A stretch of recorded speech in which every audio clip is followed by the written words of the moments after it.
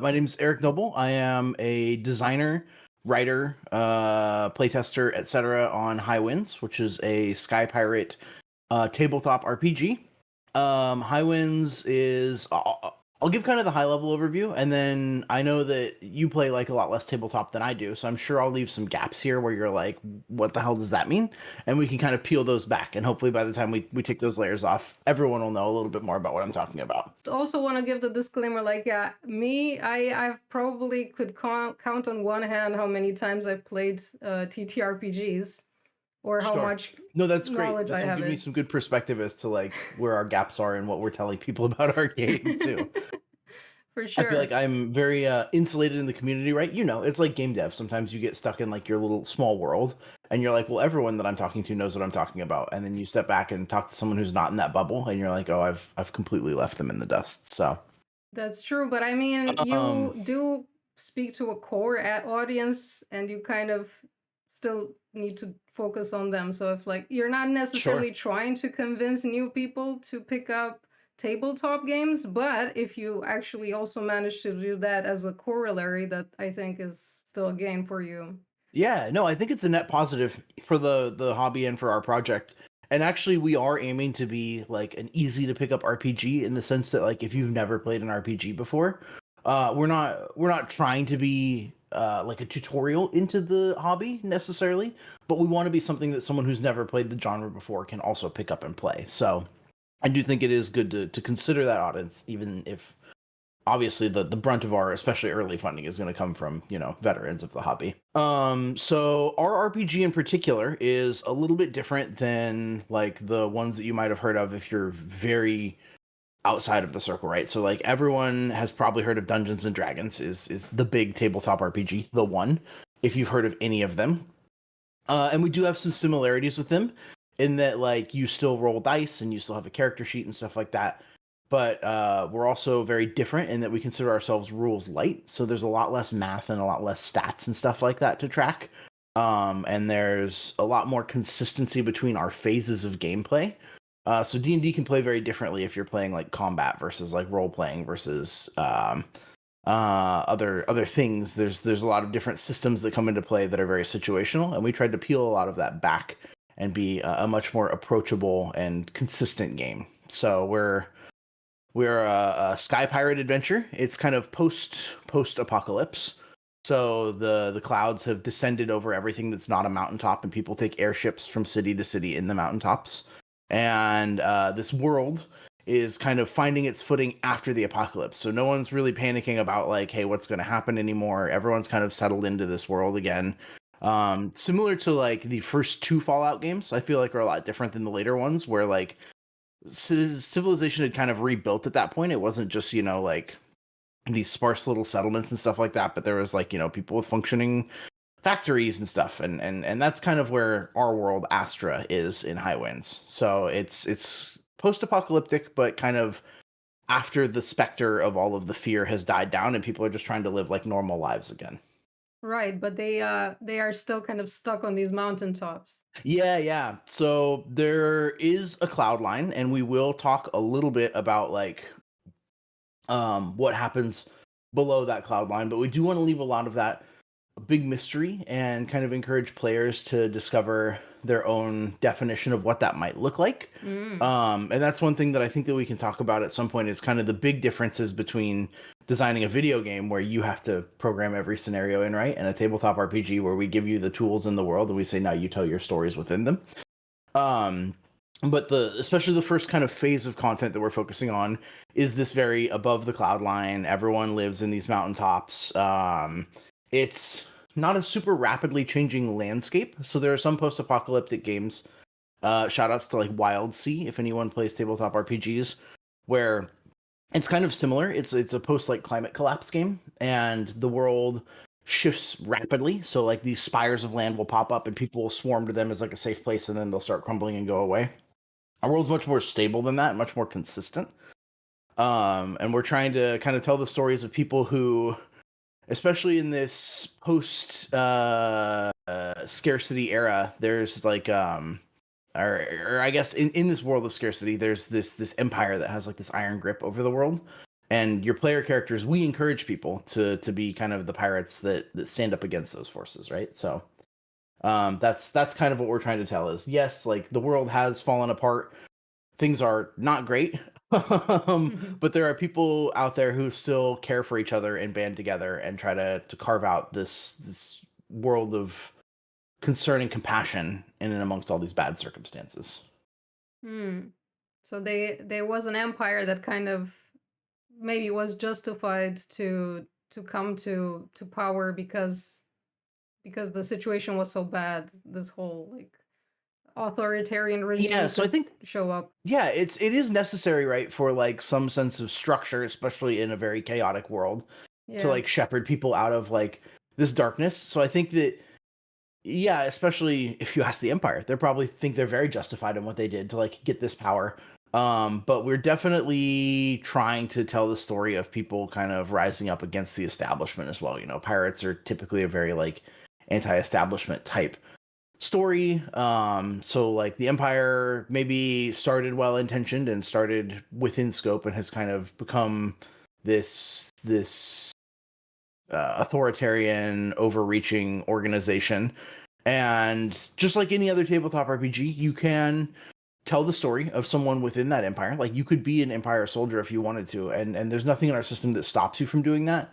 But again, kind of like this first wave of content, the initial adventures we're putting out, we think it's more interesting to kind of be the rebels in this case, you know, and stand up against that and say like, hey, like we are capable of caring for each other and maintaining this system without the need for, you know, authoritarianism.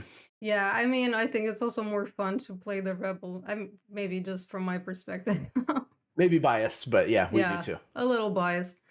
Um, so you said also that the game is kind of light on rules, especially Sure. compared to something like Dungeons and Dragons. So what exactly does that mean? Like, is it about, I don't know, the character sheets you get, or how do you achieve this? Do you only have like a specific length of session that you're aiming for? So our game can be played anything from a single session of an hour all the way up to like a campaign of years and years and years. So it's not like Wow. the length of session that we're aiming for necessarily, but what we are looking for is we're looking at kind of taking away some of the abstractions that happen in a game like Dungeons and Dragons. And so I'm going to get maybe not too into the weeds, but we'll talk a little bit about like kind of some of the history of the hobby and what we're trying to shed when we made this game.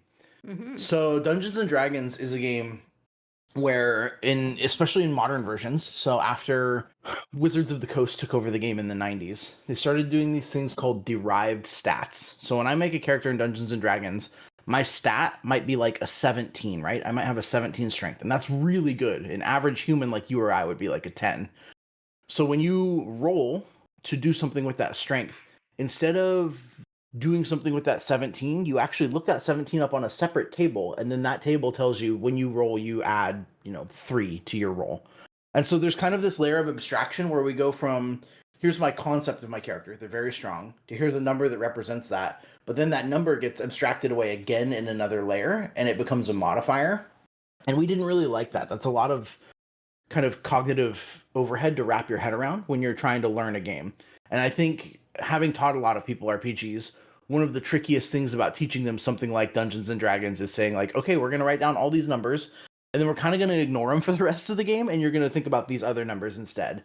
It's just it's an unnecessary step that's kind of tied up in a lot of the history of the hobby that we felt Mm. like wasn't really necessary anymore. So what we did instead is we moved over to a system called a dice pool system.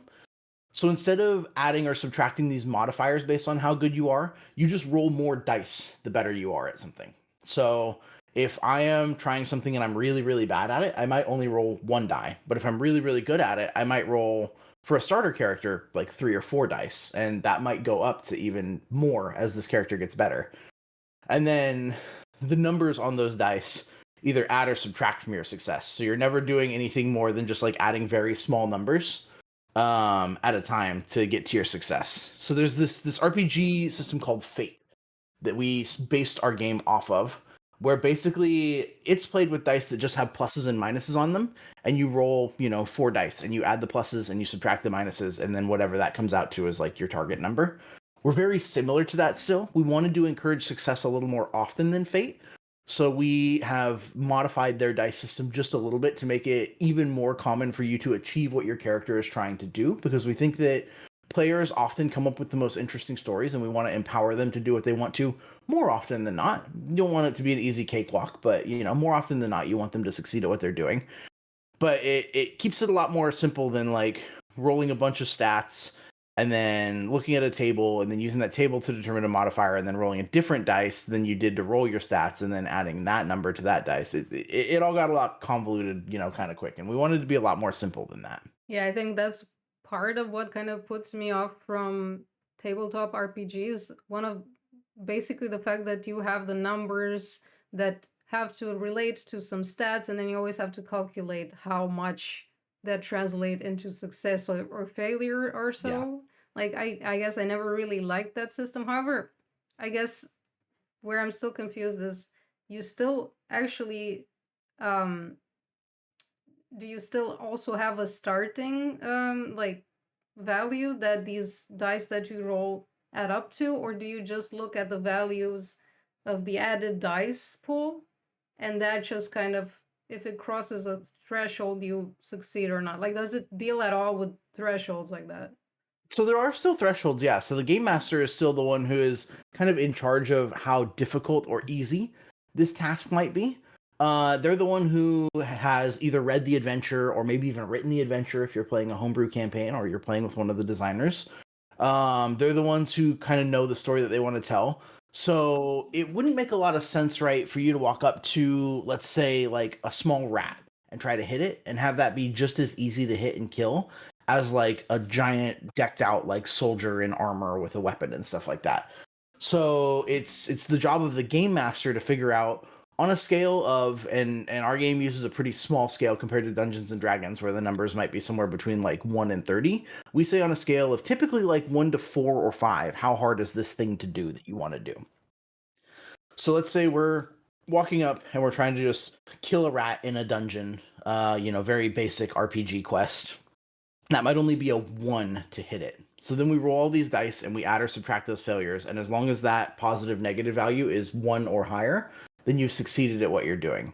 So there is still some layer of chance. There is still a little bit of abstraction, but we've taken a lot of it out and made those numbers a lot smaller. So you're not like getting out the calculator, right? We want you to be able to do the math on like one hand. Mm-hmm. And we only use 6-sided dice, unlike Dungeons and Dragons, which uses like a set of polyhedral dice. Like if you have a game of Monopoly or if you have a game of Yahtzee in your house, like you can grab those dice and start playing our game. Yeah, so you don't need to get the custom dice for this. Not that I don't love custom dice. I mean, I I have know you tons and do. tons and tons of dice, but we wanted our game to be a little more approachable and simple, especially for people who are intimidated by that sort of thing.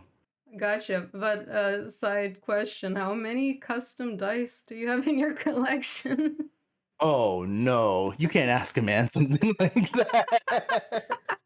I'm gonna turn around. You can't see what I'm doing right now, but there's six sets I on can display that I deactivate the have. background removal for a second if you want to show Sure, yeah, stuff. this will be fun actually. Deactivate the background removal, and I'll just start grabbing handfuls of dice, and you can just tell me when to stop. So, oh my god. There's Okay, let's go. Oh On this my rack, I freaking god. have 2 sets that were gifts from my father and from a friend, and then over here I have a rack that was sets from Ruth and sets that I bought myself. This is all dice. This is all dice. This is a set from Yoron. Oh, Yoran gave you All some of these up too. here are dice. All of these bags are dice. All of these, this whole shelf, I can't pick it up, but everything in front of this book is all dice. Dear There's God. 3 sets of dice in that bag over there. There's 2 sets of dice in that bag over there. Is somebody keeping I can track? go on. I There's a like, large set of dice over there. but So those I just do you I actually use have those too? Because they're kind of plushies, they look like. those are large foam dice, and I do actually use them when I'm teaching like kids role playing games because it's a lot Oh, easier to keep their attention with a large, big, chunky dice that they can like throw at something and not break it than like a very small dice. So like we have nieces and nephews that range from between like 3 and 13 years old. So the big plushy dice get pulled out for that time. And then that big bag that I held up that I said these are all dice, those are like for when I'm teaching people games. They're just like really, really cheap sets that I will give to like, hey, here's your first time playing this is like a $5 set of dice. Like, don't feel bad if you lose it, kind of thing. Oh, so you are also a teacher. That's how I got into designing. Was I was teaching people RPGs, and they would ask really good questions, like, "Hey, like we were talking about with the abstraction earlier, like, why do I have this number that turns into this number that turns into this number?" And I was like, it would be cool to play a game that didn't have that, and that got me into looking at systems that weren't D&D. And then I quickly realized something that a lot of people who play more than just D&D realize is that a lot of the systems out there share a lot of DNA with each other. So then it became, well, if I pick and choose this from this game and this from this game, and then kind of build my own little solution for this thing that I don't like in either of them, then it quickly became like, well, we're kind of just, making a game at this point, right? So before you started working on High Winds, so Yeah. you were basically running campaigns and teaching people for like how long? How long is your background on doing stuff like that? I would say shorter than most people who have gotten into the design world. I feel really fortunate that I found my way into where I am. So I was invited to play third edition of Dungeons and Dragons back in college, and I was like, yes, I love the idea of D&D. My parents never let me play it. I want to play. And my friend said, okay, here's the rule book, here's the character sheet, go make a character and come back next week. And I got overwhelmed. A third edition character sheet is a nightmare. There's just pages and pages and pages of all these boxes with I'm sending you an archive link so you can maybe like look at what I'm talking about, or even pull it up if you want to. Mm-hmm. But this is what a third edition character sheet looks like. I sent you a link to a PDF in our DMs. So someone handed me one of these, 4 pages long, and a book with no like start here, look at this is all you need to know. They just handed me this big white sheet of paper, this not even sheet, but multiple sheets of paper, and we're like, hey, figure this out. And I was like, okay. And I didn't have the heart to like tell Dear them like I'm God, in over my head.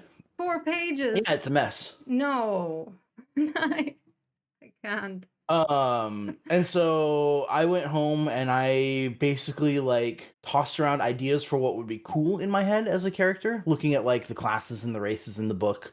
But that's kind of the extent of my experience. And I was like, this is cool. I'm in over my head. I'm not going to do it. And I just kind of gave them their book back and was like, hey, I don't know if this is actually for me. Mm. And they were like, hey, I understand. And they didn't really push the issue. And I kind of wish they would have. I would have loved to have had another 15 or 20 years of experience playing these games. But, life happens the way it happens. So it went away for a while. And then back in, God, it would have been, math is so hard. Maybe the late or mid 2010s, Geek and Sundry had a show called Tabletop with Will Wheaton, where they would play all of these board games together. And that's kind of what got me back into the physical analog gaming hobby. And one of the spin-offs that they did was a tabletop role-playing game. And it was their own homebrew system. It wasn't like D&D or something like that. But it was similar enough to D&D. And I watched it and I was like, hey, this is really cool. Like, I want to do this. And that was like 10, 15 years ago. And the idea just kind of like lingered in the back of my head. But I had this very bad obsession with being cool in my 20s, like I think a lot of people do, especially my early 20s, where I was like, I don't want to tell people that I want to play role playing games. That's so nerdy. That's so stupid. So it sat there for another handful of years until I think, like a lot of people, when everything shut down during COVID, my partner and I were looking for things to do. We were stuck in the house now by force 24/7. And so we were on Amazon and we're like, well, we already have gaming computers, we already have board games. Like, what's something new and novel that we can try?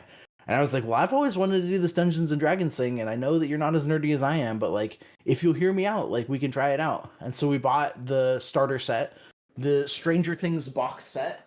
This is the first tabletop role playing product that I owned. So this is an adventure. I don't know if this is going to come through on camera with the background removal. It is definitely Uh, not. It just thinks that I'm no, you can show it again. You can show it again. Like, okay, you great. just have to turn Yeah, it yeah. off. So this is a product that Stranger Things put out in collaboration with Wizards of the Coast. It's Oh. got an adventure in there. It's got pre-made characters. So I was honest with her. I was like, the hardest thing for me was trying to figure out like, hey, like how do I even start making a character. So this has pre-made characters. You just pick kind of like the archetype that sounds cool to you, and then we'll just run the adventure and see how it goes. And we had a blast. So we started buying more and more of these box sets, and they're really cool. They have a lot of great adventures in them, but it being a box set, it still kind of felt more like a choose your own adventure game with dice rolls. Like it's very prescriptive as to how your adventure is going to play out. And I was like, well, the cool thing to me is like telling our own stories. So I started homebrewing a world and an adventure for us, and we did that for probably about a year. Um, and yeah, she fell out of the hobby. It's a hobby that some people can find very mentally taxing. So she enjoys it, but she thinks it's hard and kind of draining to be like in character and think about these kind of things. But I That has really definitely enjoyed it been still. my experience too when I tried it, because I think like the most recent thing I did was, and Chef has to remind me what kind of system we were using. Chef Sure. offered at some point to kind of like work on a misgiven themed um like Mm. adventure, and we did like a Yeah. couple sessions with that, but but then of course life happened, and I was like, I just don't have the time or like the mental capacity to do this again, even though he was like doing the game master thing and like Yeah. taking care of like customizing the rule set. So it was Call of Right. Cthulhu. That's what we were Yeah. doing. And it was really cool. Yeah. Like So, it's just like when you're going to from like just being used to playing games where there's kind of a prescriptive narrative that you have to follow, right. and then you are basically jumping into basically acting and storytelling Hmm. improvisation all at once. It's a really different experience. That being said, like I did do another thing this year at the Amaze Festival in Berlin. There was a LARP that was that's a little bit different because LARPs are more about just playing and not like rolling dice or having rules very much. But this was about Sure.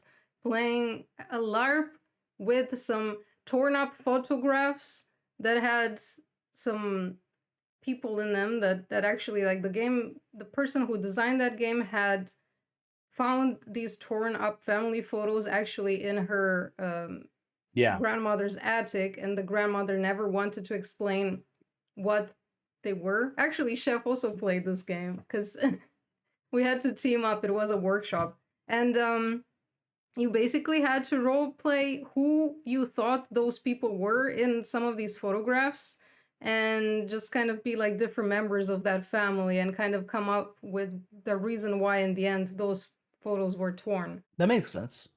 And like you said, it's a huge adjustment, and it is. I don't want to downplay the magic of video games because I'm a lifelong gamer. I've been playing video games since I was probably 2. Um, Two. Oh my but there god. is something for me that is, I think, a little more. It scratches a different itch than video games, right? So like when I sit down and play video games, for me, it's a lot of like, how do I optimize the way that I'm playing this game? How do I, get the most enjoyment out of the story, that kind of stuff. And like some of that does happen in tabletop RPGs. There are different kinds of players for different games. There are the people who will try to optimize your game to death, and there are the people who will just try to like solve the story. But for me, I think it's a lot of fun because, and we talk a little bit about this on the Scalebound Games YouTube channel.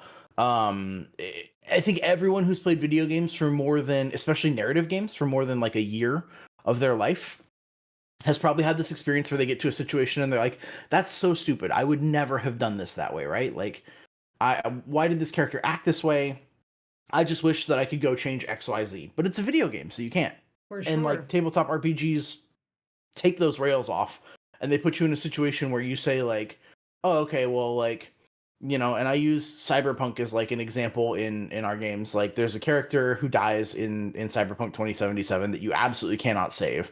And in the tabletop role playing game, if you were playing the same story, like you could go out of your way and find a way to save them, and then like the entire story would play out differently, right? There'd be these knock-on ripple effects that would change everything. And so for me, that's the really cool thing is like if you can imagine it in a tabletop RPG, And if it fits within the confines of what the game master will allow, so like obviously you can't be like, hey, I have no reason to teleport, but I want to teleport into the top of this castle and just win the quest. Like, no, back off a little bit. But if it makes sense within the constraints of the fiction and the dice go your way, then like you can do it if you can imagine it in a tabletop role playing game. I mean, I still think it depends on the system you're playing, because if you take the example of trying to save someone and, the dice Yeah. are just not in your favor, then you still cannot do it. And that Mm-hmm. might feel even more out of character than, I mean, it's still based on that system of, does the game let you really do what Sure. you want or not? That being said, you do Mm-hmm. have more freedom to shape the narrative, obviously, than in a video Exactly. game. Yeah, there are still constraints in the system. So like for the sake of fun and enjoyment of everyone at the table, like one of the things that we do is we limit the amount of magic you can use at once in our game. We have very powerful magic, but you have an innate magic reserve, and you can only spend magic points up to that reserve, and then they slowly restore over time, kind of like in Mhm. a game, a video game. So like you are right, there's not total unilateral freedom. I can't just say, hey, I'm going to cast my most powerful spell every turn, and I'm going to win this fight in 3 turns, and no one else gets to do anything, because that wouldn't really be fun for the other players. And ultimately, if you could do that every time, it also wouldn't be fun for your character. It's cool to drop these big bombs every once in a while where you're like, hey, I saved the combat for us. I did this really cool thing. But if you can do that every single time, then it becomes boring and routine, right? Like you want to have some tension and some stakes in your game. And so constraints force players to think creatively and feel like they're solving puzzles even when they're just doing a combat or something like that. So yeah, tabletop RPG isn't carte blanche to just do literally whatever your brain thinks of, and then it happens. You don't just transform into a bird and fly away because you don't want to deal with the situation. But it does give you a lot more freedom as to like if you're playing a video game and it doesn't have a lock picking system coded into it, right? Then like you get to a locked door and you're like, okay, well I have to go find a key. This becomes a search and exploration thing. Whereas in a tabletop RPG, it might be I try to lockpick the door, or I stack some barrels up and try to go in through a second story window. And it's more rewarding to me to come up with those kinds of solutions. And I think as a game master as well, it can be really rewarding to have your expectations challenged by the players in a way that you can respond to in real time too. And that becomes a lot of fun, I think. Yeah, like if one of the players starts negotiating with the game master, if there is actually a lock, or if they suddenly actually find a lockpick in a drawer next to the door, like you can say, yeah, sure, that actually happens. Like Yeah. I like that you can actually just suggest that things just pop up in the world Hmm. conveniently, and that they might be allowed if you're creative enough. And I think that that's not to change it too much, but one of the most fun things about tabletop for me is kind of something you touched on, in that the storytelling is also a collaborative aspect, not just the problem solving. So, as not a forever DM, I do play as a player in some games. I'm playing with actually Yoron and Shadow at Noon and stuff like that after this call. Oh my god. But Conveniently. conveniently. But as mostly a DM, some of my most memorable moments have been where like a player has said, "Hey, like, is this what's happening here?" And I'm realizing that their idea is way cooler than what I came up with, and they don't know that I just said yes, that is what's happening, and like totally stole their idea. And so we pivot, right, and that becomes like the new narrative, and like it's something that you just don't get in like video game design, right? Where it's like, yeah, I wrote this, 6, 8, 10 months ago, and then spent half a year polishing it, and now it works really well, and it might be cool and novel and surprise the players, but as the designer, you don't get that real-time interaction across the table with someone as to like, hey, your idea is cooler, like we're actually just going to implement it on the fly. So like an example of this is during the first High Winds playtest, god, 2 years ago now or something like that. I had this I wrote the adventure that we were using for the playtest at the time, and it has long since been scrapped because it kind of sucked as an adventure. It's one of the first ones that I wrote for this system. But one of the things that they were going to do is they were going to visit this seer on a ship who's going to give them a prophecy. They were going to roll on a table that I had written, and it was basically going to say, like, this will happen during the battle. And as they were getting on the ship, I was realizing that that's a very prescriptive way of giving them something, and I didn't really want to pin them down into playing this one way. Like we wanted to open up the sandbox and see what they thought was interesting about the system so that we could tweak it in ways that made it cooler for players. So I was like, crap, I don't want to do this, but they're getting on the ship and I don't know what to do with the ship. So I'm just going to kind of vamp for a few minutes and we'll figure it out. So they get on the ship and they're going around and I was like, hey, you see like books, and one of them is like, well, as part of my character backstory, when I was a youngster, I accidentally started a fire in my village and I burnt down this library. Are any of the books that I burnt down here? And I was like, that's so funny. So I was like, yeah, absolutely. Like you see some of these books here. And then one of my other players was like, so is this like a place where like lost and damaged things go? And that was never at once on my mind. But he didn't know that, right? So I was just like, yeah, absolutely. That's what's happening. And this whole encounter, this whole unit of this adventure pivoted on the fly and it became this ship that had lost things on it. And like that opened up so many cool opportunities with like, well, like why are they on this ship? Why are they trying to keep them on this ship? And then it kind of became its own little sub adventure that like out of everything that I wrote for the playtest adventure, none of that gets talked about anymore. But this one ship that my player came up with the idea for on the fly that I stole, he didn't realize, has become like the thing that has lingered from this playtest, you know? So Did you like, ever tell that player later that you shamelessly stole the idea? eventually, yes. Eventually, Eventually. yes. That is And so like cool. it's yeah. So it's really cool in a different way. I think that the video game dev is very cool because you get to come up with this really awesome story and you get to tell it in a really immersive way. I think that tabletop you can do that. Like you can still, by all means, I'm running a campaign right now that's an allegory against like the dangers of AI and stuff like that, and we're telling a really cool story about like the depletion of the world's resources and all of these things. So you can still tell thematic stories in tabletop, but you do have that freedom to, if something's not working right, like it's not stuck out in the ether, you haven't shipped this product that is now forever set in stone, like you can patch it on the fly, so to speak, and kind of fix the issues with it and plug it up as you go. Yeah, I think though that for somebody who does narrative design or tries to get Mm-hmm. more into narrative design, I think actually playing tabletop RPGs to just kind of oil up your gears and actually like Yep. get better at coming up with scenarios and like also collaboratively doing this in like a game development team. I think that's a really good way to then go with that material and with the like mindset and actually write the story for the actual game you're working on. 100%.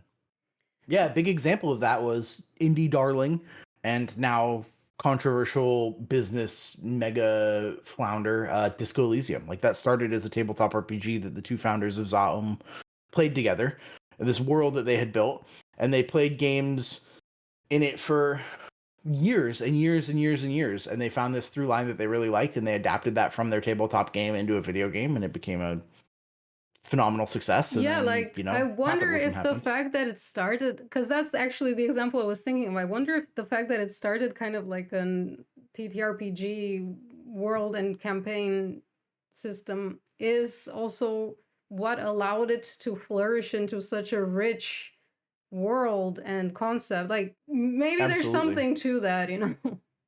Yeah.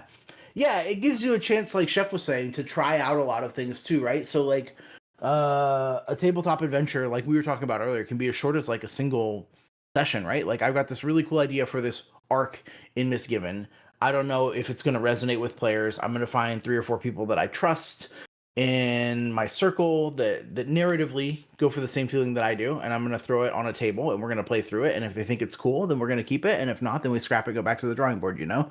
And it's a lot quicker to spin up something like that in an afternoon of writing than it is to code it and put in all the assets and ship a prototype and test it and then come back and iterate. Yeah, for sure. Like paper prototyping as well as just Mm-hmm. like live kind of live acting scenarios. I think that's a really good way to do things. I mean, I'm trying to incorporate that kind of process more Yeah. in the way we work together. um but hey, maybe let's backpedal a bit because I think we ended up going into a very Yeah. conceptual direction, We got and heady it's there really quick. and it's not so much anymore about like your direct experience working with high winds. I think we kind of Sure. established that Yep. this like you starting to actually get into like Dungeons and Dragons and other kinds of campaigns with TTRPG, like that kind of started in the pandemic, like properly for Mm-hmm. you. And then about 2 to 3 years ago is when you actually started working with the folks at wait, what is the name of the We're studio? Scalebound Games. Scalebound Games. I want to say Yeah. Skybound, but that's a publisher. Little too on the nose. A little too on the nose. Yeah, um so it was a really interesting process actually how that all kind of came to be. And I feel really lucky. It's really one of those right place at a right time type things, which is great for me and very difficult to share my experiences with other people who are trying to break into the industry. But so essentially I stream on Twitch, right? And one of the things that I like to do is I like to play video game demos during Steam Next Fest, something that I know that everyone who watches Anka has seen a lot of as well. I Um, think you do way more of those though, as far as I I've try observed. to. I try to. And so I typically don't take developer requests to like, hey, will you play my game? I go through the Next Fest list and I spend hours like pruning out the top like 50, 60 games that I think are gonna look really good. And that's like my curated list. But I was just having a day where I felt not sassy, and a developer wandered into my stream and was like, "Hey, I hope you're enjoying Next Fest. Like, I develop a game. We do have a demo out if you're interested. You can check it out. Like, no pressure. I just wanted to let you know." And I was like, "Hey, thanks for letting me know." And I looked at it, and it actually looked pretty cute. It's a little Metroidvania Souls-like game called The Sacred Acorn, and it's about this corruption spreading across this land, and this little acorn gets to, or this little squirrel fights back against the corruption by finding these sacred acorns and purifying the land. I knew it And I was was like, gonna hey, have a this is really squirrel. cool. Of course, of course. And so we play this game on stream, and I'm like, hey, I like this. This is cool. Let me join your Discord. And I started talking to the dev and giving him some really in-depth feedback on what I thought was and wasn't working. And he's like, hey, appreciate it. And that was kind of that. And then he started coming back to my streams. I started doing tabletop stuff on stream. And he's like, hey, I didn't know you did tabletop. Like, I also do tabletop stuff as well. And this friendship just kind of snowballed out of playtesting games on Steam. And similar to the Sacred Acorn situation, he had a one-page RPG called Violet Falls that he was working on, which is about a ghost who is trying to cross over into the afterlife. So you set yourself out like a goal at the start of the session, and you have to accomplish that goal. And when you do, your ghost crosses over into the afterlife, and you've succeeded in this session. It's a little one-session RPG. He's like, "Hey, check it out, test it out, tell me what you think." Similar to Sacred Acorn, I took it, came back with like pages of feedback, and he was like, "You have like a really analytical mind for this kind of stuff. Like, do you want to like get on a call and we can talk through some of this?" And so I said, "Sure." We hopped on a call, and he was like, "Hey, like normally I would give playtester credit, but like we've significantly rewritten some of these systems, so I think I'd like to give you like design credit on this game if that's okay." And I was like, "Yeah, like that's phenomenal. I never thought that I'd be like a designer on a game." um, and then it just kind of grew from there. So he's like, "Hey, I'm also working on a full length game. This is much bigger. Do you want to be a playtester?" Started playtesting, and then eventually, once again, kind of realized that like, hey, like we're better together on this than either of us are separate. So he brought me into Scalebound to be a co-designer, and then from him watching me do tabletop stuff on stream, he kind of determined like, hey, I like how you write tables and adventures. So like, will you also take over that portion of the Highwinds universe? So I didn't write any of the like the lore for Highwinds. I didn't write any of the core systems, but I do system refinement. So he came up with like, we're going to use six-sided dice. We're going to use this many of them, that kind of stuff. He came up with, this is a post-apocalyptic world. This is how the magic works, that kind of stuff. And then he kind of turns it over to me and I say, okay, given this setting and these constraints, like what would be an interesting theme to explore in this world? And we'll spin that off into like the playtest adventure. And then what would be like an interesting set of equipment that we could put on this faction's ships. And so I design like our magic items is what they're called in D&D, but it's just like equipment in our world. So that's kind of where that started. Was I went from a lowly 3 viewer streamer on Twitch to designing tables and adventures for a RPG that I really believe in and think is very cool. Wow, see, because I like back when I started seeing these videos pop up of you actually presenting the game on their YouTube channel, Hmm. I think that was the first time, and was not very long ago. I guess it's earlier this year is where Earlier this year, yeah.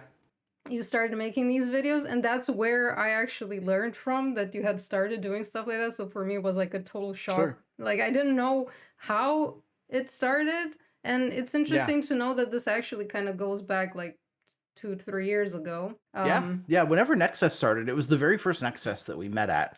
So I think that was 3 years ago now. It was, I think, the year that I moved out of Seattle. So I guess there are still some lessons to learn, even though it was the right place at the right time. It's don't close yourself off, right? Like be open to people who approach you with these opportunities if they fit in with your goals. Hmm. Kind of understand what you are and aren't taking on and how that works out. So like right now we split revenue from Violet Falls, but like High Winds hasn't generated a cent and we've been working on it for, 3+ years. So know that, and not a lesson that you have to learn, but maybe the people that are watching, you're going to do a lot of labor that you're not quote unquote fairly compensated for at first. And you should be doing that knowing well what you're getting into. And not just doing it for like exposure, right? So like there's never once been a situation where it's like, hey, like write this adventure and like we'll stick your name on the cover. Like, no, this is like if we're gonna do this, we're gonna go into like business together. If we make money off of this, we're gonna split the revenue. Like, don't sell yourself short. I think a lot of people see this opportunity and get taken advantage of in the indie world of both video games and tabletop RPGs, where they say, "Hey, like I love this hobby. If someone's gonna like put my name on a cover, then like yeah, I'll give them 100 hours of my time." And it's like, no, your time is more valuable than that. Hmm. Learn how to stand your ground early on. Figure out exactly what it's gonna look like.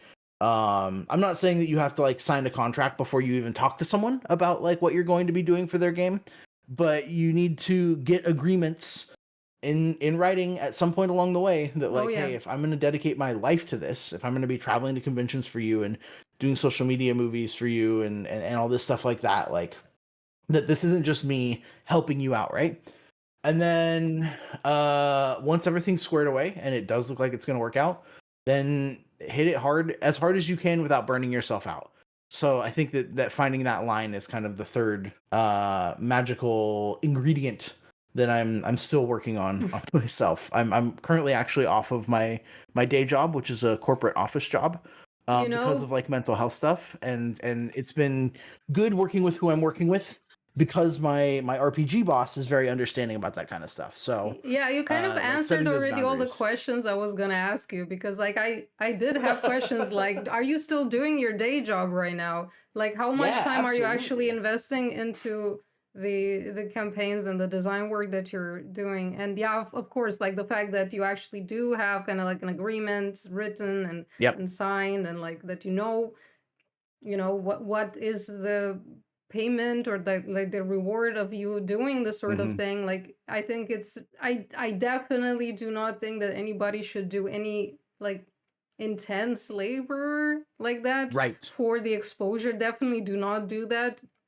I think it's good to kind of like maybe show your skills, like especially if you have a Yes. portfolio or if they see you actually demonstrating those skills live on Twitch. Yeah, sure. Like any of this, like Yeah. obviously you can do a bit of groundwork to kind of expose yourself and kind of demonstrate to other people what you're capable of. But then once you Hmm. actually are seeing that they want you to work with them, then you kind Yes. of quite quickly have to look at, are these people actually going to value my time in an adequate way? Otherwise, that's not going to work out for me. Like you cannot just do things for the love of the hobby. Yeah, don't go homeless because of your dreams. Like I think that's the biggest thing that I can drive home for everyone is like games are art, games are passion, but games are also a business. And regardless of whether you want to look at it that way or not, at the end of the day, like you have to pay your rent and afford food and stuff like that. So like, yes, 100% put yourself out there, you know, make fan art of the things that you love if you want to become an artist and release that for free, make, a portfolio and put that together and put that work out there for free. But if someone specifically approaches you and says, "I want you to do this for a project that I am on," like, even if it's someone you love, even if Wizards of the Coast came up to me, which I don't love Wizards, but like if Dungeons and Dragons came up to me and were like, "Hey, we want you to write an adventure for our next box set," like I would not turn in a single draft to them without figuring out first, like, what does compensation look like here? Because like this is a lot of work for someone who, especially a company like, a bigger company has the money to pay for. Like you need to tell me how you're going to value my labor, and you need to really clearly set these expectations and milestones with me so that we're not, because people will, and I'm not pointing fingers at anyone. Like the boss that I work with, Hookshot at Scalebound Games, is great, but even creatives who are in it for the love and the passion will take as much as they can get and pay back out as little as they can in a lot of cases, because it's just human nature, right? Like we want our baby to flourish, and we have limited resources, and we can only put so much into payment and time and stuff like that. So we're going to try to maximize our value. I think that we're kind of just wired to do that in a way that's unfortunate but is kind of human nature, you know? So For if sure. you find yourself in a situation where someone has come to you and they've said, "Hey, I definitely want you to do this," even if it's just spec work, even if they say, "Hey, like, I think that I want you to write an adventure. Can you turn in 3 drafts for me?" Like, yes, absolutely, I can, but sign a contract that says if you use any of these ideas in your final product, I get compensated. Sign a contract that says for each draft that I turn in, I'm going to get compensated. Find some way to get a return for your work, because if you just chase your passions forever without taking care of yourself, you're going to end up in a situation where you have, you know, nothing left, and you're stuck, burnt out at your hobby and at your real job. Hmm. And that's like the worst possible situation to put yourself in. Yeah. Yeah, definitely. Like I guess like people once they get a few experiences working for Hmm. clients and stuff like that, they maybe get used to it. But I guess especially if people are trying to kind of start in a creative industry, there's a Yeah, high chance that they might think, I need to do stuff for free just to have a chance, or like they don't set the boundaries in a healthy way, and they might right. get taken And that advantage is of. part of it. Like you may really be working with a zero budget project that has a chance of going nowhere, and like the person who's making it might really have nothing to offer you, and you have to weigh out for you, like, is the chance that this project takes off worth putting my effort into? And if so, how am I going to set it up so that, like, if we do have this zero to hero success, even if I'm approached by someone and I think their project's cool and I believe in it, and I say, "Hey, I'll write an adventure for you, right? A 10-page adventure. I'm going to give this to you. You can have it. If the game sells less than $1,000 worth of stuff, like, here you go. It's yours." But if you break that threshold, like, we need to start talking about how you're going to compensate me. Think about those things early, and some people will be turned off by that, and they'll say, like, "Oh, it's just about the money for you." And you've got to recognize that, like, maybe they're just not the right person to work with. Like, I've had to turn down situations where people wanted to do stuff together because, like, it's just it was all vibes, and it was just, it'll work out if it works out, and if it doesn't, then it doesn't. And it's like, no, I have a job, I have a partner, I have a game I'm working on, I have video game dev stuff that I'm trying to get back into. Like, if I'm going to squeeze you in, it has to be worth it for me. And that doesn't mean that you have to make me rich, but it does have to mean that you have to value my time in a way that is, provable. Yeah. I also have, I mean, on both sides of those things, both as like Sure. somebody having a studio and like trying to contract people or to get people on Mm-hmm. board. And I have to make sure that I don't abuse anybody's time, that we think about Yes. terms that are reasonable for people while also navigating a very low budget. But Yep. I think so far we've managed pretty well, but it's always Yeah. a struggle. But at the same time, we've also been on the other side where other people wanted us to do stuff for them. Yep. And we've had experiences where we got too little for the work, or where Yeah. we kind of went in and we didn't do enough diligence setting up a contract where we would be covered if something went wrong. And that was, or like Mm-hmm. we didn't do enough research into what they actually wanted from us. Like there's a lot of Right. things that can go poorly with working for other people. So Yeah. I've Yeah. I learned a think that lot of like communication is contracts. the biggest baseline, right? Yeah. Like, understanding a couple key things. One, learning contract law in the area that you're going to be in, enough to understand what you're signing. I'm not saying you have to be a lawyer to go out and write a song for a video game, right? But knowing, like, what are points, what are royalties, like that kind of stuff. Like, that's really important. communication is super important, and this is the thing that in the game industry I have run into people are the worst at, is being very clear about what do you want from me, what is the final product supposed to look like, and these things can change, but setting out a baseline that's very clear. What's the word count, what's the page count, what's the, you know, expectation for runtime of this adventure, that kind of stuff. And then, you know, really kind of there's this third part which I wish was easier, which is kind of just getting the ability to vibe check people. Mm-hmm. Like get in a call with someone, like don't just take like a couple text messages and say it's good. Like really press them, not like don't try to break them or anything, but like kind of almost interview them a little bit. You know, like what are your goals with this project? Like where do you see it going? Why do you want me in particular to be involved with it? And make sure that you are all kind of on the same page as far as those sorts of things, and I think that makes everything else that comes after a lot easier. Yeah. Yeah, totally agreed. Have a date with him, exactly, chef. Have a date, yes. I mean, several dates if possible. Like Several. I think one might not be sufficient, but Yeah, yeah. 100%. Stalk them on social media, find everything about them, pay a detective to follow them around. No, maybe not And that I far. do feel like I kind of made this sound very transactional and businessy. Like games are still passion, and you should not go into it expecting to get rich. Like Oh I think God. that anyone who has worked on a game, or even anyone who knows someone who's worked on a game, knows that you will work for below what minimum wage is in your jurisdiction for like years to get your first project off the ground. Especially if you're leading the project, you're going to work for little or no money on the side, or even as your main gig if you are fortunate enough to have savings or a situation where you can do that before you actually like get a product out the door. So I'm not saying you should only take on projects if they're going to make you rich, but I am saying that you shouldn't take on a project if it's going to break your bank or your mental health or both. It's kind of the most important lesson to take for someone who's trying to get into this field or this industry. Yeah, honestly, I could start a rant there for like whether or not working in the creative industries, at least in the games industry, is worth it when the Yeah. like there's a very high like I'm not sure how to call it, but basically like the how long it takes until you actually get rewarded for the work you've done Mm-hmm. can take years, Oh, decades. Like literally, yeah. it's and there's not enough like of a support system where people basically fund this Yep. like initial like period of uncertainty, and like where you Yeah. have to put in a lot of free labor or very low paid labor. But that would be Yep. another stream, so let's not necessarily go there. Yeah, that could be um a whole. We could spend an entire day talking about that. Yeah. So, going back, because I'm glad to hear that for high winds, so you really know like where you stand with the developers, and you have Right. this relationship that sounds very trusting at this point, and you already have been working together for several years now.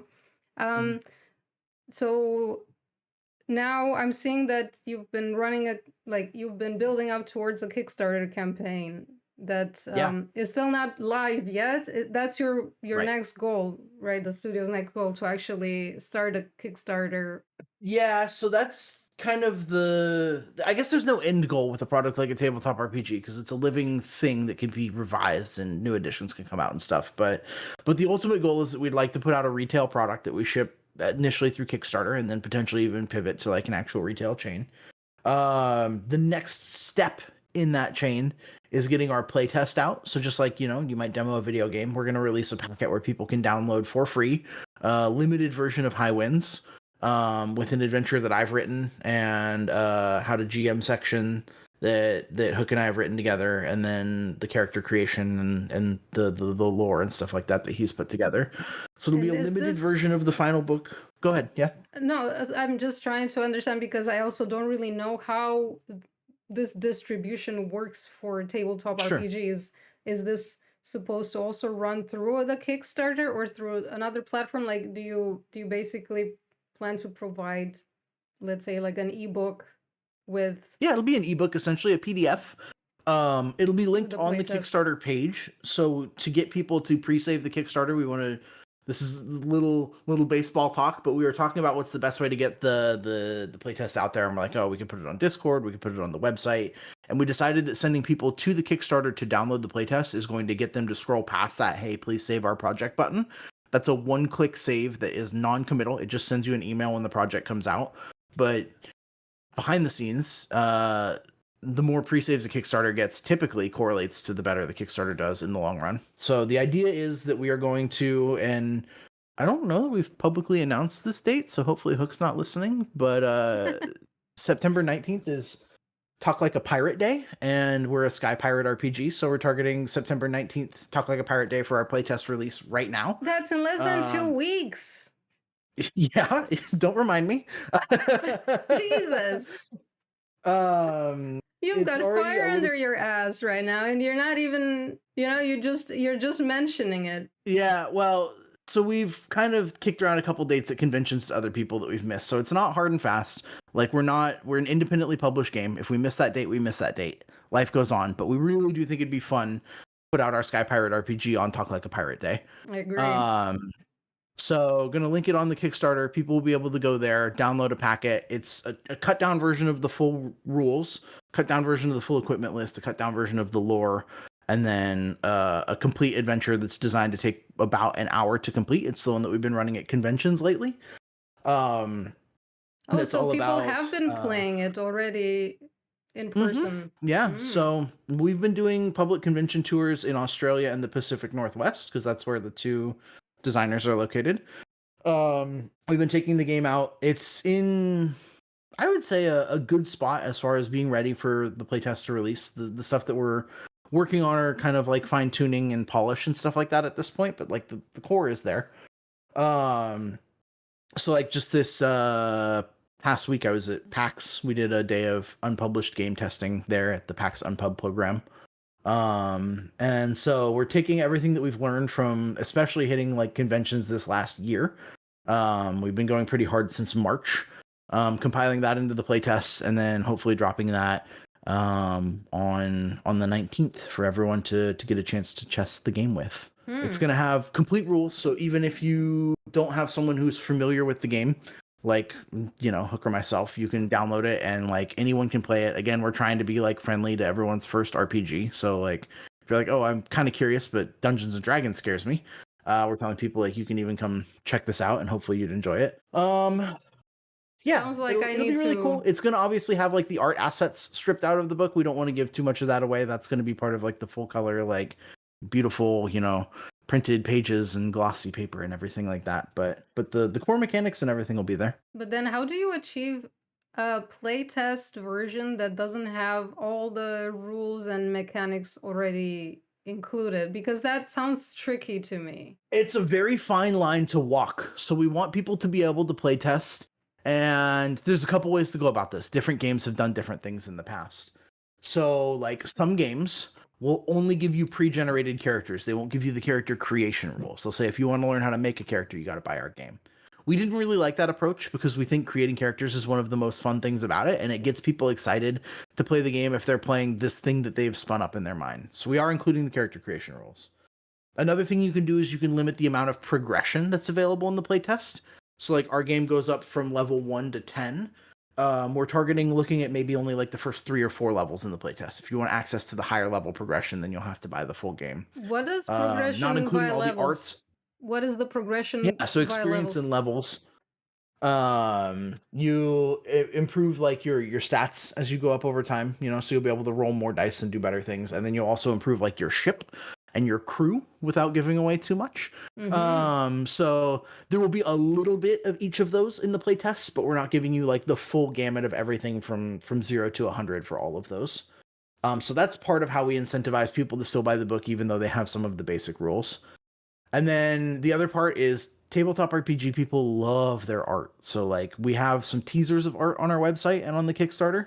But if you want access to all of the gorgeous art that we've been working with our artists on for the book, then you'll have to back the full PDF, the full physical book, that kind of thing when it comes out. Yeah, I do. I mean, we have the background being the key art, I guess, for. Sure.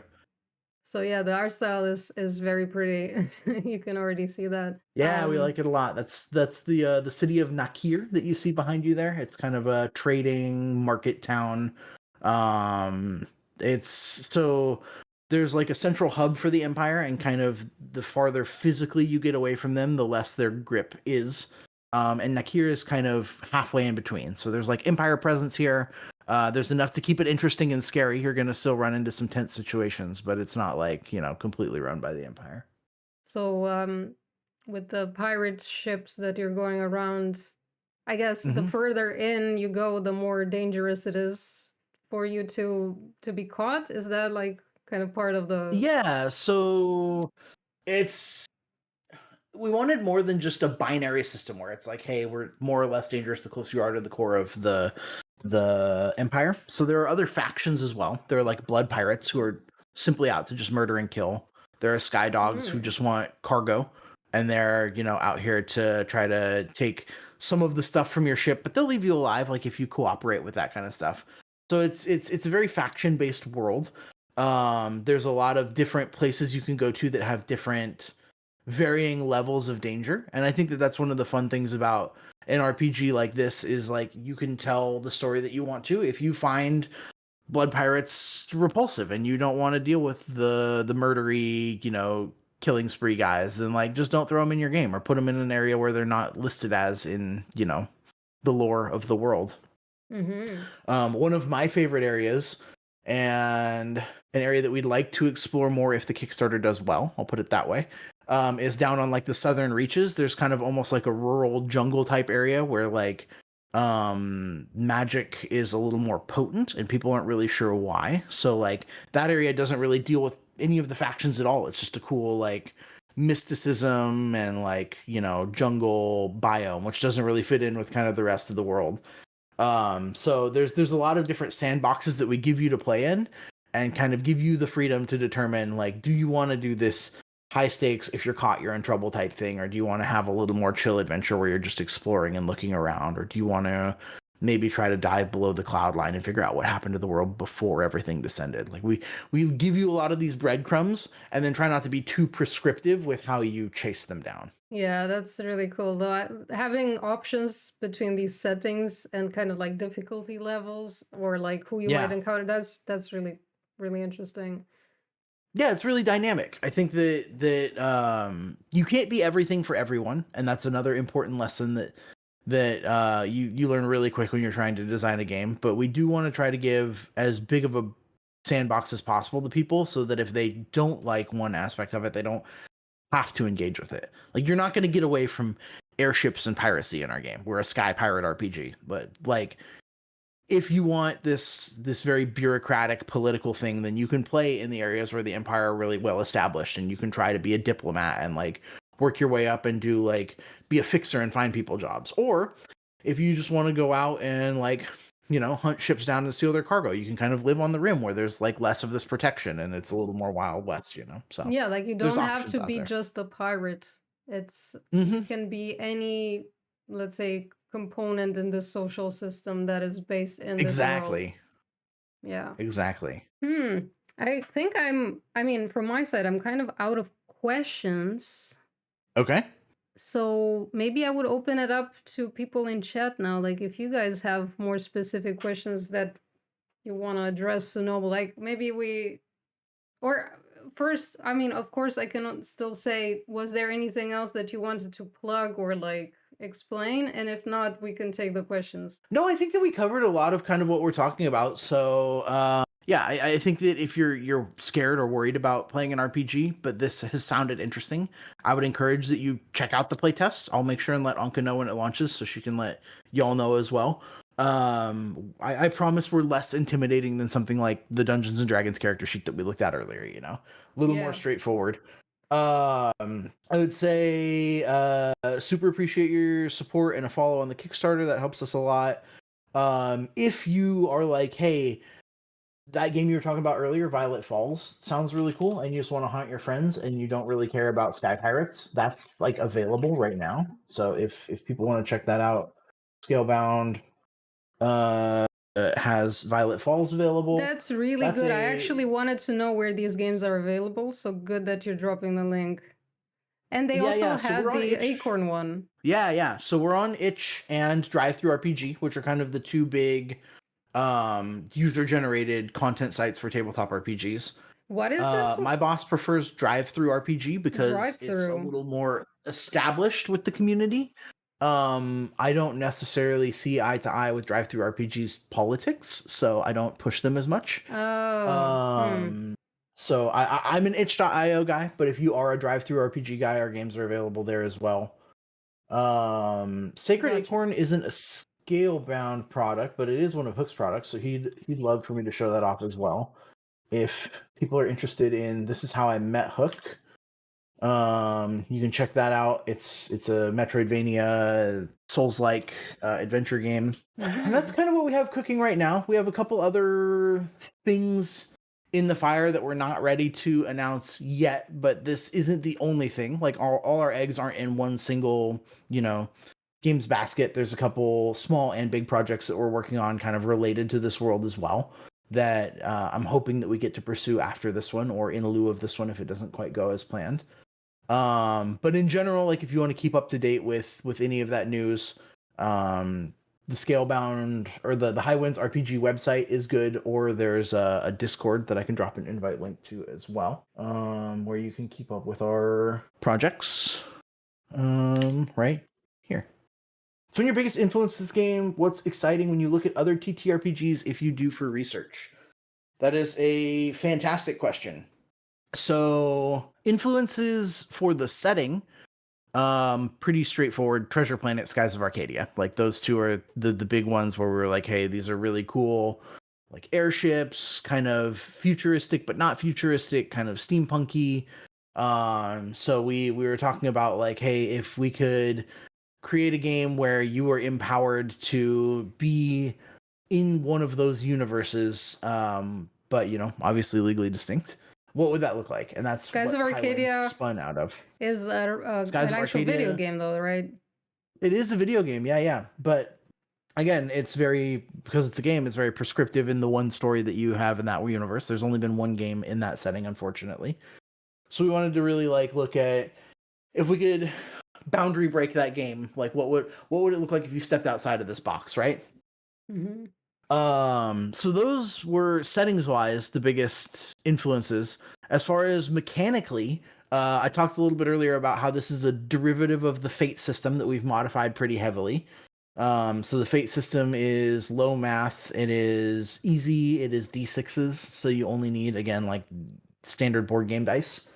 So we wanted something that was like that, where you didn't need to know a lot about RPGs and you didn't need to have a lot of fancy equipment to start playing. You could just sit down with a Yahtzee set and play our game. How it's evolved from there, I would say I have brought a lot more of the procedural influence into the game. So there's in tabletop RPGs, there's kind of different phases of play, and I really like, even though ironically I didn't start with these games, I really like what they call old school Renaissance games, that are inspired by like D&D from the 70s and the 80s, where you had like a lot of tables that you would roll on and stuff like that. So like loot tables I brought over to our game, and like effects tables and stuff. And that's kind of actually where I started with designing. Was Hookshot, my boss, was like, hey, I am kind of interested in seeing if we could bring like tables and procedures into our game. Like, is that something that you'd want to do? And so when I joined, there wasn't any like random tables. It was very much just like, all right, well, you and the game master work together to decide what happens, which is fun and cool. And there's a lot of systems that do that really well. But I like the idea of, rolling a couple dice and seeing like, oh, like if you take severe damage, like you roll dice and see like, oh, do you slip and fall? Does your ankle get twisted? How does that impact your movement? It adds this kind of unexpected layer to the game, that changes the way that your future encounters have to play out. So this is not just Um about and that's kind of oh, go ahead. like it's not just about like equipment you might have, but it can also be just a Sure. table for like I don't know your it makes me think of what was it? Was it in Fallout where you can actually take damage to specific parts of your body and then that Yeah. changes? Yeah. Literally. Mm-hmm. So yeah, we have our system of health tracking in our game is a hybrid of like an HP system that we call your resistances, and then consequences. So if you take damage and you have resistances, you fill those in. If those are completely full and you take damage, then you start taking mild, moderate, and severe consequences. And those consequences are kind of like the body part specific. So like, oh yeah, you got hit in the arm with a sword and you didn't have any HP to absorb that, so you have a mild consequence, right? Like maybe like you got disarmed and like you have to spend a round picking up your weapon next turn. You can't attack.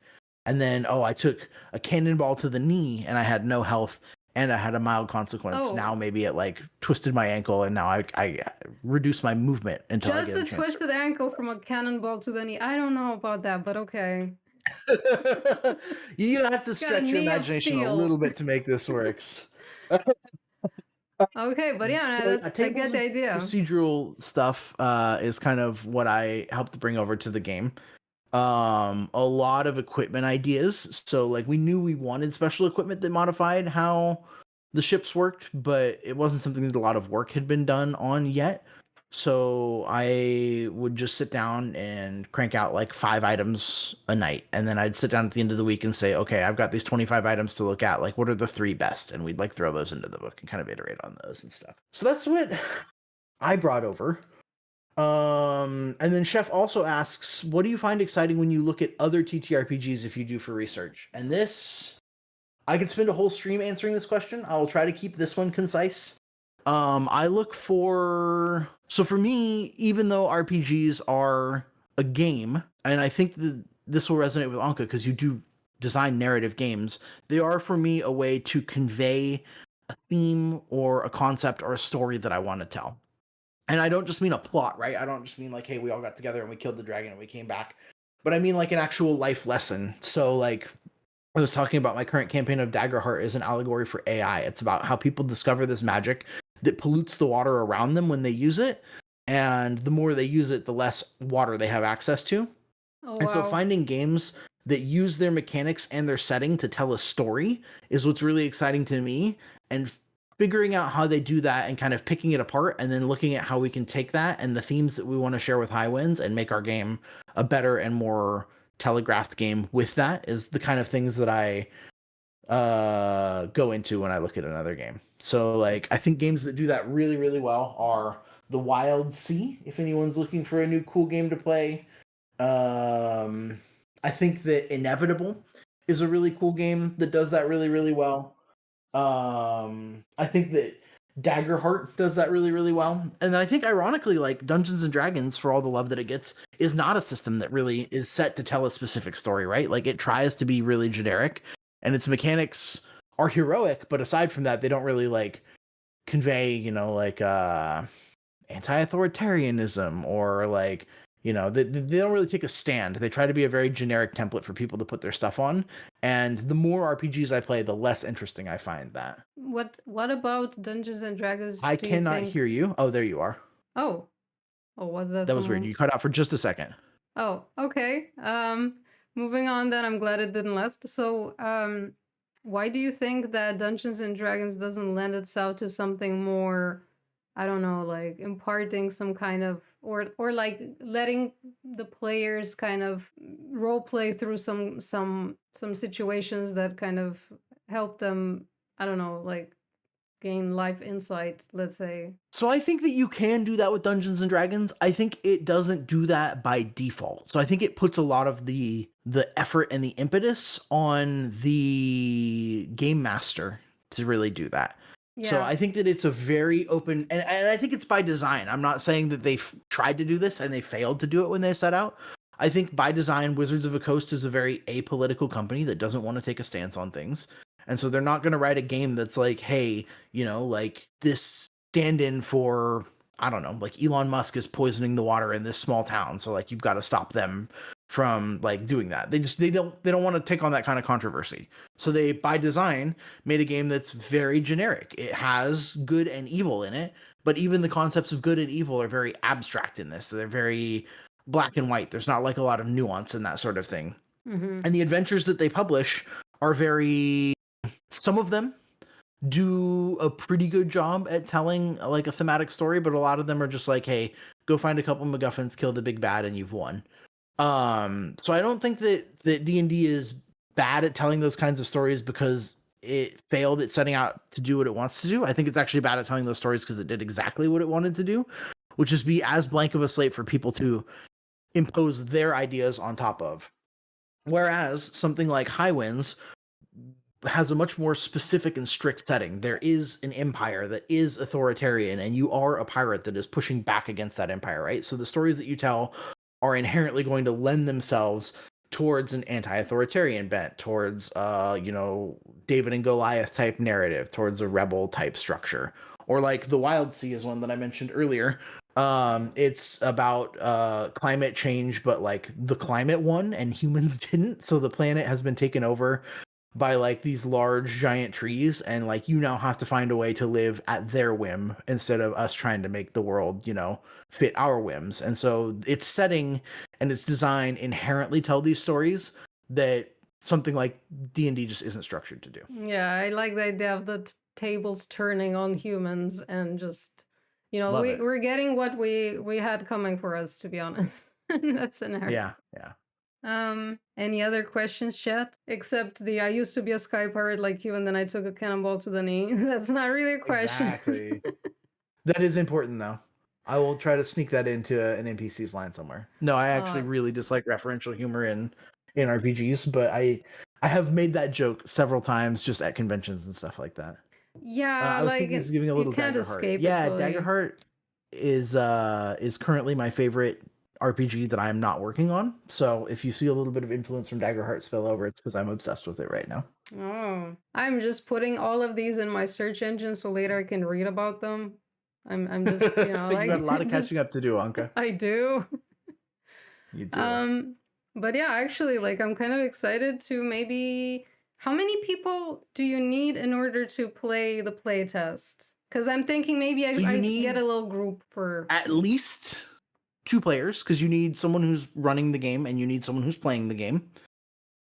We say up to 5 is good. So 1 master and 4 players. You can play with more than that. It gets a little messy. It's just the nature of RPGs, because everyone has input on what's going on. You start getting bickering and infighting and indecision and shot calling and things that aren't great at a table. So I think our game personally plays best with a game master and 2 to 3 players, but you could play with 1 or 4 players and still be okay. Anything less than that and you don't really have enough people to make it work at all. Anything more than that and it's going to start getting slowed down and chunky. Okay, yeah, I think for like 2 or 3 other people, I will need somebody who's gonna be a game master. Like I do not think I want to be that, especially like as I start out to be more comfortable with this kind of game. But yeah, I think there might be people interested. I definitely would like to arrange a little group, so like we're gonna keep an eye out when the playtest is out, we can actually hop on that. Well, if you need a game master who knows the game really well, you're talking to one.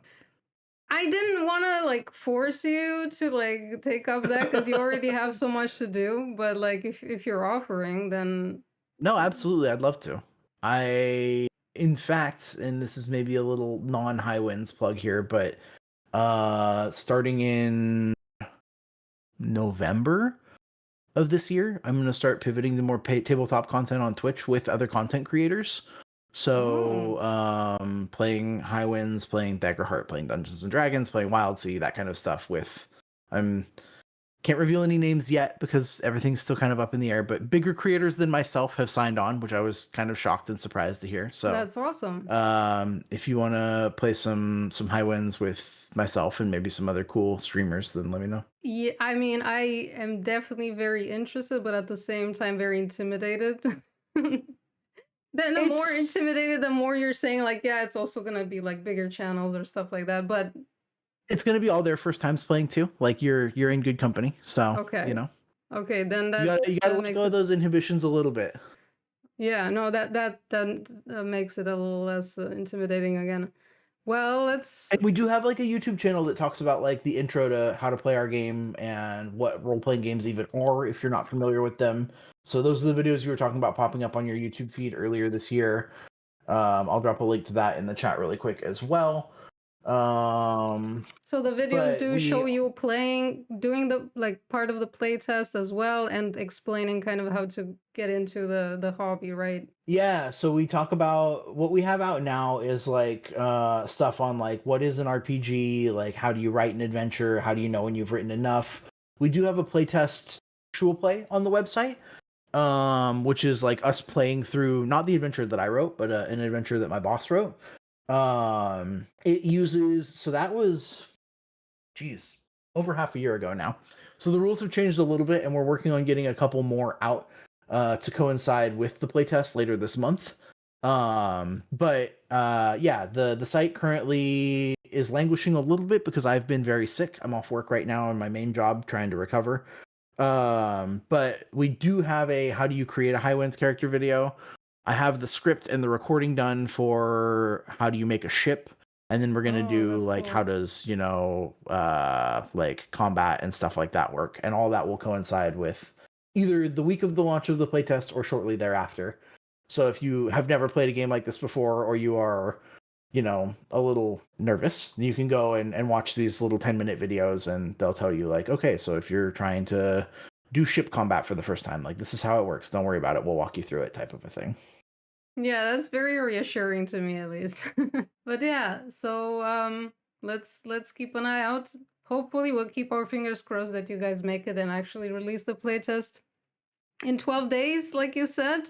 Yeah. Though take your time if especially like health stuff happens Yeah. or life happens, like yeah, No, you that's I mean you have to take 100%. care of Like the yourself first life of has been all. very busy for everyone on the team. So like we again, like since we're independently published and we don't have like a milestone to hit or something like that, like it's okay if we miss that date, but that's still what we're aiming for right now is Mhm. 9/19. The playtest material should hopefully go up on the Kickstarter and everyone can play this awesome game that I've been working on for years. Okay. Well, I think Chad, last opportunity. We have you have like a minute if you're gonna ask any more questions. Otherwise, I would probably wind it down. I think we covered a Sure. good amount of stuff from Yeah. like what your process has been, how you actually ended up doing this, and in what like role you're Hmm. doing stuff. I'm yeah, like I'm pretty glad that we got to talk about this because I like to kind of see that people have been cooking in the time that I haven't Yeah. spoken to them, and just how different the paths of people can end up going. Like, I mean, Definitely. yeah, like it's always interesting to look back, like what people have been doing in the last 3 years, and you get shocked, like, oh my god, I had no idea you were doing any of this stuff. Yeah. Yeah, it's really cool to see. And I love peeking behind the curtain. Obviously, you're a little more open with your community about what you're working on than I am with mine, for a variety of reasons. Partially because I have coworkers in my community who I don't want to know that even though I'm not on work, I'm still working on my projects. But um, uh, That's fair. yeah, I think that once the playtest is out, I think things should become a lot more transparent too. Like we can actually like because once it's out, right, like it's kind of set in stone in that like this is what the mechanics will be, this is what the adventure will be, and they may change throughout playtests, but I can more confidently say and kind of push like, hey, this is how it's going to be at least for the next month or whatever, right? So I can be a little more transparent and do a little more stuff on stream again once the playtest is out. But yeah, if people enjoy RPG writing and adventure writing and stuff like that, I do sometimes do that on my stream. This month is between the playtest and some fundraising stuff that I'm doing. Probably not going to be very RPG heavy, but I do talk about like adventure design theory and stuff like that. So if that sounds interesting to you, you can drop me a follow as well. But otherwise, I really appreciate the time. It was great talking to everyone. I'm happy to see that everyone here is excited for this stuff because that's great feedback, even if we haven't already got the game out for playtest feedback and stuff like that. So I did figure that at I least appreciate you all. some of the people in chat either want to get back into TTRPG or already playing stuff. So like I Yeah. didn't I expected that there's at least a good amount of people that would resonate with the hobby. Um Yeah. Clegane saying getting back into it after 10 years. That's exciting yeah, news. that's pretty cool. That is Uh, very cool. well, thank you so much, Eric. Again, like was cool that I could catch up with you like this. We're also gonna keep in touch to maybe let's get that group going if the playtest is out. Yeah. You guys were Yeah, gonna. we should do one with your community, and then as things get a little bit bigger, if you enjoy it and you wanna do something bigger, then I'll drop you some information about the project that I got coming up later this year. Yeah, these RPG, like the tabletop streams. I'm curious how Mhm. that would work also if you're not on site, if you like, I guess, use some platforms like online Yeah, so I platforms, guess but you probably wouldn't know because you're not in the hobby, but there's this thing called virtual tabletops or VTTs. Roll 20 is the most popular one, and it's literally like got dice rolling tools. So even if you don't have dice, you can use like a digital dice roller, and you can load your character sheets in there, and it lets the game master show maps and enemies and stuff like that. So it's a virtual way to sit around a table and play games with people. It is something that so my boss Hook is also a programmer, and we would like to integrate with virtual tabletops early on because we think that's really important in general. Like people play across, oceans from each other and stuff like that. But even just for convenience sake, if someone's sick and you still want to play that night, being able to load up on your computer with your local group and say like, "Hey, we're gonna play one virtual night" and stuff is really handy. So we don't have anything to announce as far as what virtual tabletops we're targeting yet because that's still kind of up in the air. But there will be a virtual aspect where if you want to play this game and you don't have literal physical friends with chairs and a pen and paper to sit around a table, there's still going to be ways to play with your friends. that's a cool idea. Well, I Yeah. hope that works out. Right, and I guess there's no more questions in chat, except just excitement or like Excitement, feeling a little which I'll bit take. relieved because, Yeah. yeah, Clegane also was a bit nervous about the digital versions. That's more Yeah. related to it being very accessible and you being out of it for ages. Yeah, it's so digital versions of role playing games are not as smooth as just sitting down with pencil and paper. Like I'll be the first to admit it. I'm not going to try to sugarcoat it, but I think that they bring a lot of accessibility to the table for people who might be immunocompromised or otherwise can't leave their house but still really like the hobby or are again across the world from each other and still want to play with each other. So it's not my preferred way to play. I still love sitting down across the table from someone and looking them in the eyes and, cracking smiles at them and stuff like that, but we don't want to exclude that. I think that Mhm. some games will intentionally avoid the virtual tabletop route because it's like not what tabletop games are about. And I'm like, you gotta come on. It's 2025. You got to adapt. Yeah, get off your high horse, come on. Exactly, exactly. So we will be accessible to everyone. We will be targeting some kind of digital release, whether it's a homebrewed version or if it's a module for like Foundry or Roll 20. It's just nothing to announce there quite yet. But when the Kickstarter page goes up, you'll know. Yeah, so that's why people go follow the Kickstarter, and when it's out, actually, back it up because you guys have some pretty good goals that you're trying to achieve. So obviously, the Yeah. Kickstarter doing well will enable that to happen. It's Definitely. always comes down to, well, if there's a budget, there's a Yep. way. 100%. Yeah, like I knock on wood, and I'm not trying to sound too cocky or anything, but I think that at the end of this, we will have a physical book, even if it's for like just friends and family. Like there will be people who own copies of High Winds out there, but obviously, the better the Kickstarter does, the wider that distribution gets. We can look at things like I think that I can say this without getting in trouble. We're looking at like custom dice that are like High Winds themed, like they have like pirate symbols on them and stuff like that.